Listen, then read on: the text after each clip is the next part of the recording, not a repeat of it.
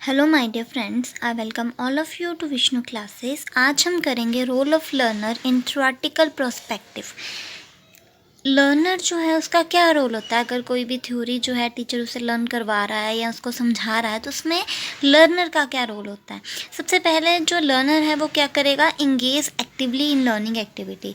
अगर कोई टीचर जो है उसे समझा रहा है तो उस बच्चे को क्या करना होगा, एक्टिवली लर्न करेगा, तभी वो उस चीज़ को सीख पाएगा। नेक्स्ट है, learners are assessed as a part of daily learning through a range activities including dialogue, interaction with peers and teachers, practical investigations. So जो लर्नर्स हैं वो कैसे सीखते हैं डेली एक्टिविटीज़ में। हम कहते हैं ना कि स्कूल में हमें बहुत कुछ सीखने को मिलता है। ज़रूरी नहीं कि हम कोर करिकुलम में सीखते हैं कि जो हमारे सिलेबस में प्रिस्क्राइब्ड है हम सिर्फ वही सीखते हैं, ऐसा नहीं है। क्योंकि हम जो है हिडन करिकुलम भी सीखते हैं कि हमें कैसे टीचर की जो है रिस्पेक्ट करनी चाहिए, कैसे दूसरों के साथ डील करना है, कैसे अपने पीर ग्रुप के साथ बिहेव करना है, हम ये सब भी सीखते हैं। तो लर्नर जो है वो क्या सीखेगा, डेली उसे कैसे बिहेव करना है, कैसे जो है वो बाय एक्टिविटीज़ लर्न कर सके डिफरेंट थिंग्स। ठीक है। नेक्स्ट है, learners are assessed on written work and on projects such as art work, reports और प्रोजेक्ट्स। अब आपको पता है कि लर्नर्स को जो है बहुत रिटन वर्क दिया जाता है, लाइक प्रोजेक्ट्स दिए जाते हैं, रिपोर्ट बनाने के लिए दी जाती है, आर्ट वर्क दिया जाता है। ज़रूरी नहीं है कि उन्हें सिर्फ एजुकेशन ही प्रोवाइड की जाती है कि सिर्फ आपको जो है थ्योरी वगैरह ही पढ़नी है, तो उन्हें जो है बाकी वर्क भी करवाया जाता है ताकि उनकी अच्छे से डेवलपमेंट हो सके। प्रोजेक्ट वर्क जो है इसीलिए दिया जाता है ताकि बच्चा जो है और ज़्यादा सीख पाए, क्योंकि कोई भी बच्चा जो है वो बाय एक्टिविटी जो अगर काम करेगा तो वो ज़्यादा सीख पाएगा। नेक्स्ट है, demonstrate their knowledge and understanding skills capabilities. अगर कोई भी लर्नर जो है उसका क्या रोल है, अगर उसने लर्न करना है, अगर उसने सीखना है, तो सबसे पहले वो क्या करेगा, अपने नॉलेज को और बढ़ाएगा।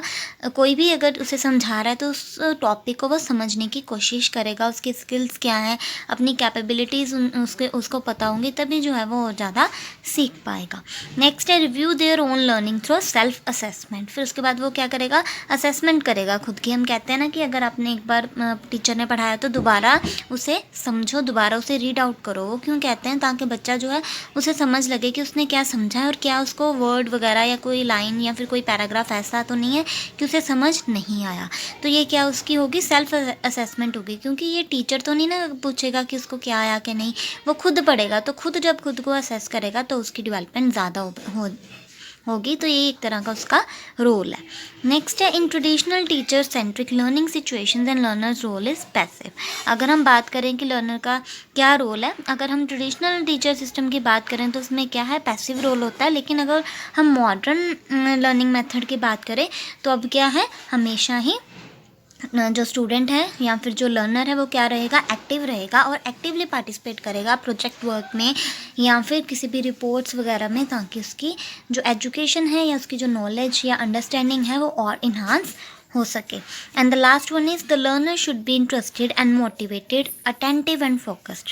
वो लर्नर जो है अगर वो सच में सीखने के लिए जो है और ज़्यादा आगे कब बढ़ पाएगा, जब वो इंटरेस्टिंगली कोई भी काम करेगा, कोई भी एक्टिविटी या कोई भी वर्क जो है वो इंटरेस्टिंगली करेगा, अटेंटिवली करेगा, हमेशा ही मोटिवेटेड फील करेगा, इनकरेज फील करेगा, कभी भी इन्फीरियर खुद को नहीं सोचेगा और हमेशा ही फोकस रहेगा, कंसंट्रेशन के साथ पढ़ेगा। कभी भी उसका जो दिमाग है वो हमेशा ही मोस्टली पढ़ाई में रहेगा अगर वो पढ़ाई कर रहा है।